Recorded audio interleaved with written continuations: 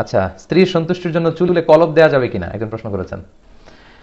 কলব দিতে, কালো কালারের কলব দিতে আল্লাহ রাসূল নিষেধ করেছেন। আল্লাহ রাসূল সাল্লাল্লাহু আলাইহি ওয়াসাল্লাম বলেছেন গায়্যিরু আশ-শাইব, মানে সাদা দাড়ি চুল এগুলোকে চেঞ্জ করো।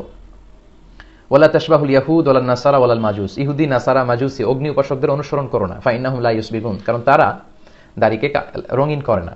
অর্থাৎ ইহুদি, নাসারা এবং অগ্নি উপাসক যারা, তাদের চুল দাড়ি যখন শুভ্র হয়, সাদা হয়ে যায়, তখন এগুলোকে রঙিন করে না, সাদা রাখতে পছন্দ করে। বিষ্ণু বললেন তোমরা আমার উম্মত হিসেবে সাদা রাখবে না, তাদের বিপরীত করতে হবে, ফলে তোমরা এটাকে খেজাব লাগাও, তাদের বিপরীত করো। তো সেক্ষেত্রে জান্নিবি সাওয়াদ, ব্ল্যাক কালার ইউজ করো না, বি ফা ফ্রম দ্য ব্ল্যাক কালার, এই ব্ল্যাক কালার থেকে তোমরা বেঁচে থাকবে। এবং আবু বকর রাদিয়াল্লাহু তাআলা আনহুর বাবাকে যখন আল্লাহ রাসূল সাল্লাল্লাহু আলাইহি ওয়াসাল্লাম দেখলেন একেবারে প্রচন্ড বয়োবৃদ্ধ, দাড়ি চুল সাদা হয়ে গিয়েছে, আল্লাহ রাসূল সাল্লাল্লাহু আলাইহি ওয়াসাল্লাম বললেন এই সাদা দাড়িগুলোকে রঙিন করে দাও না, খেজাব লাগাও না, মেহেদি লাগিয়ে দাও, কিন্তু কালো রং দিও না।